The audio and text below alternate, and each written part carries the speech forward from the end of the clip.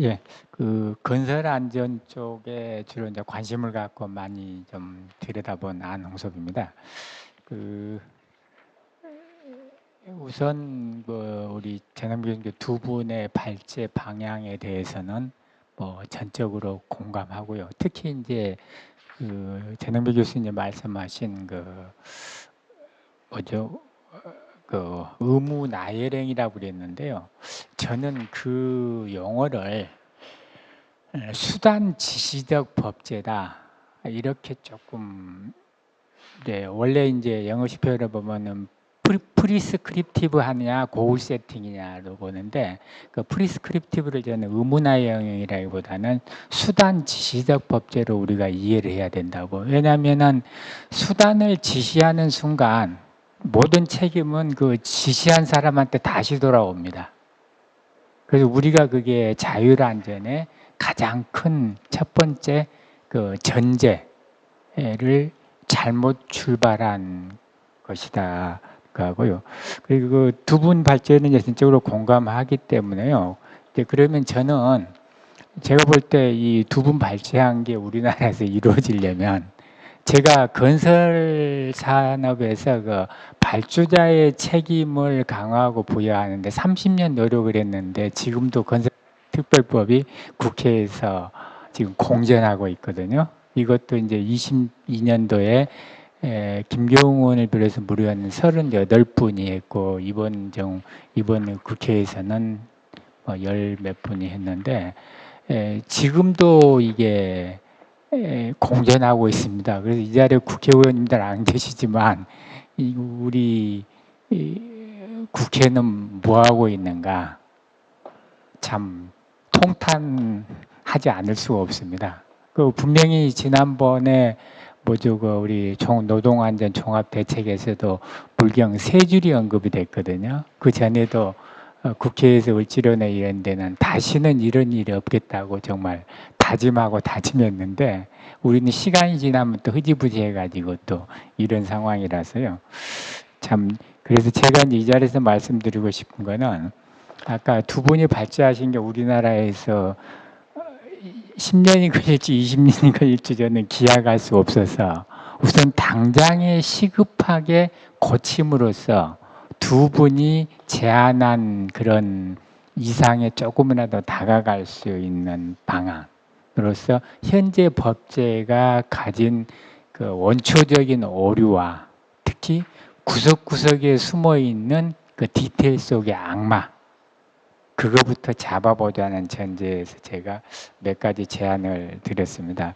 그 첫 번째는 우리 산업안전보건법의 명칭인데요. 아시다시피 이거는 일본의 노동안전위생법을 우리가 거의 차용하다시피 한 거거든요. 근데 오면서 노동이 산업으로 바뀌었는데 산업안전보건법은 산업의 안전보건을 위한 거니까 경영자가 생산을 잘하기 위한 법입니다.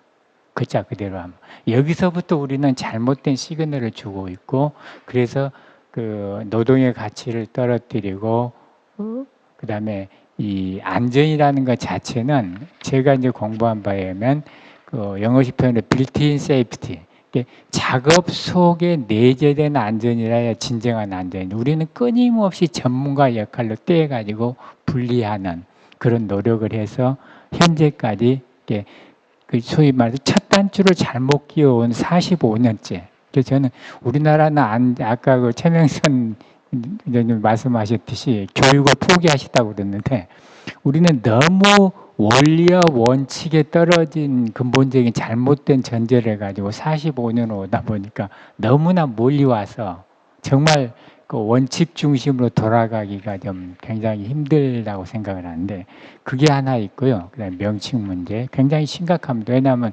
우리 용어는 우리의 머리 두뇌를 지배합니다.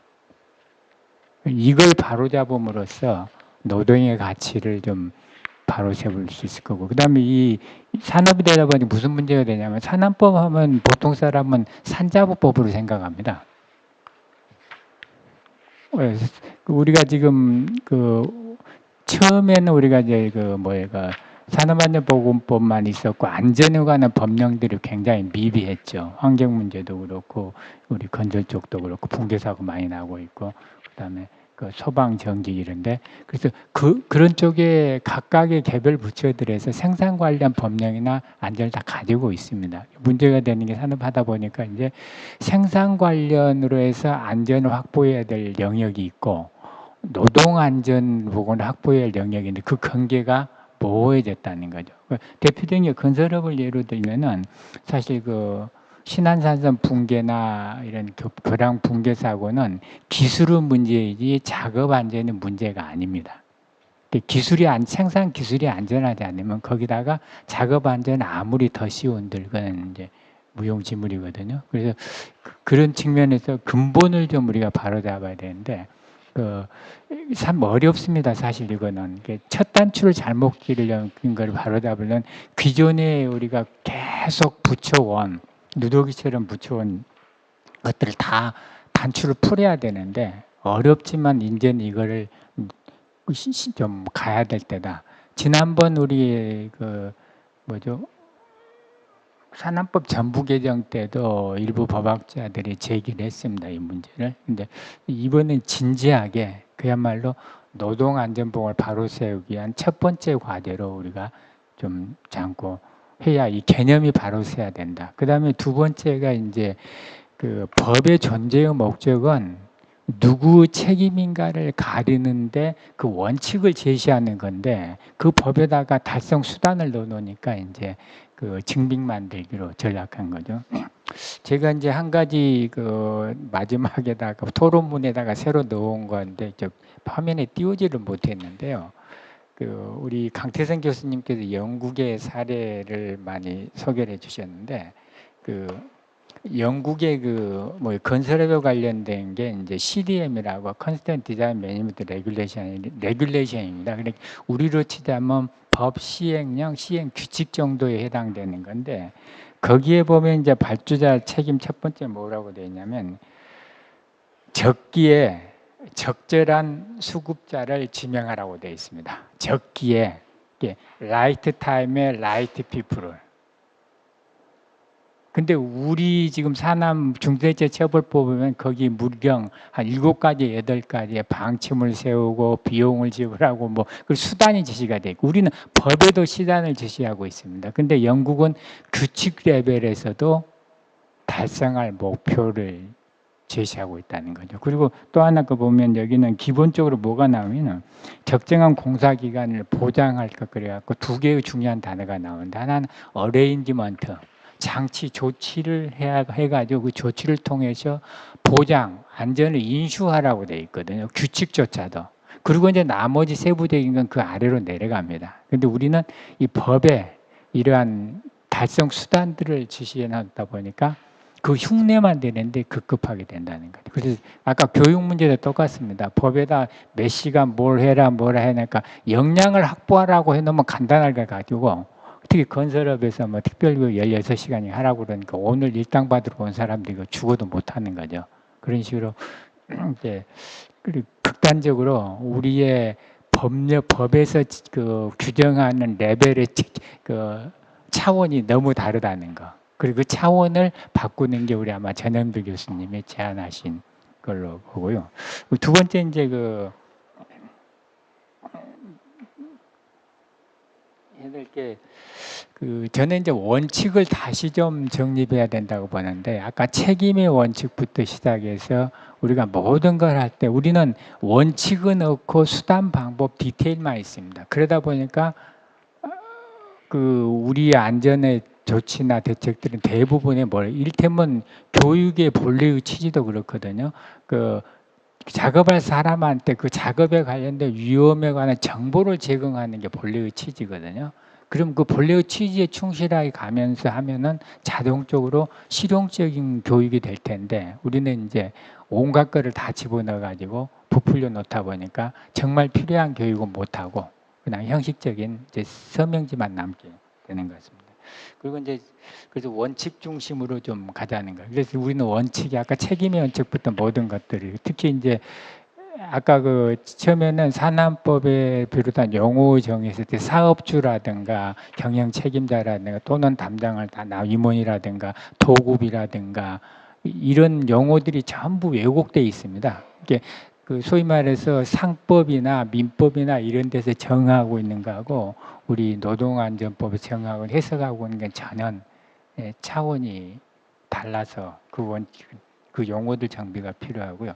그 다음에 그 용어하고 관련돼서 똑같이 이제 디테일 속의 악마가 잘못된 용어하고 이제 문구인데 대표적인 게 예를 들면 이제 건설공사에서 도급의 정의에서 단 발주자를 제외한다고 그래서 건설공사를 도급을 부정한다든가 그 다음에 우리 중처법에서 또는 안전을 담당하는 임원이라 그래갖고 안전을 참모한테 외주화시킴으로써 사실 중처법에서 안전관리자가 처벌을 받은 사례도 있더라고요. 그 법상으로 보면 안전관리자는 분명히 지도 좀 보자 건의하는 참모 역할을 이게 서류를 작성한다면 사실 건의서밖에 작성할 게 없는데 우리는 안전관리자 다 하고 있거든요. 근데 왜 그런 거 잘못하는 거 안 잡는 거죠? 근데 거기 문제가 그 용어가 잘못돼서 그렇다는 거죠. 처음에 우리 산안법을 제정할 때 안전관리자를 라인에 집어넣었죠. 라인에 집어넣었다가 문제가 생기고 10년 후에 전부 개정하면서 그거를 이제 참모로 빼냈는데 그 명칭을 그대로 두다 보니까 관리 감독자나 똑같이 생각하는 거죠. 그리고 현장에서 우리나라의 안전의 가장 큰 그 문제 중에 하나는 생산은 그 우리 소위 그 동일인 총수부터 업무 집행 지시자부터 해서 회장 사장 쭉 해가지고 마지막에 이제 관리 감독자까지 내려가는 건데 우리는 그 안전관리자라는 명칭을 붙여놓다 보니까 그 소위 라인 책임하고 참모의 역할이 혼동돼요. 상당 부분이 참모하게 책임과 역할이 전가되는 그런 잘못된 관행이 굉장히 지속되고 있고 특히 이제 건설업의 경우가 굉장히 심각합니다. 건설업의 경우는 안전보건 조종자라는 걸 만들었으면 안전관리자는 폐기해야 되는데 그걸 두다 보니까 그 사실 이중으로 비용 부담하면서 그 불필요한 안전관리자가 그 중소 현장으로 갈수록 얼마 안 되는 안전비를 인건비로 다 소진해 갖고 안전이 안 되게 하는 그런. 근데 근본적으로 우리가 그 모습은 그럴듯한데 사실은 원칙을 빗나간 그런 것들을 우리는 그 제대로 감지하지 못하고 있는 것 같아요. 저는 그런 것들이 그 작게 보이는 차이지만 결과는 엄청난 차이를 그 내는 거라고 봐서 그런 그 디테일 속에 들어있는 용어와 그런 걸 바꿔주는. 그리고 아까 그 뭡니까 우리 최명선 대표님 말씀하신 건데요.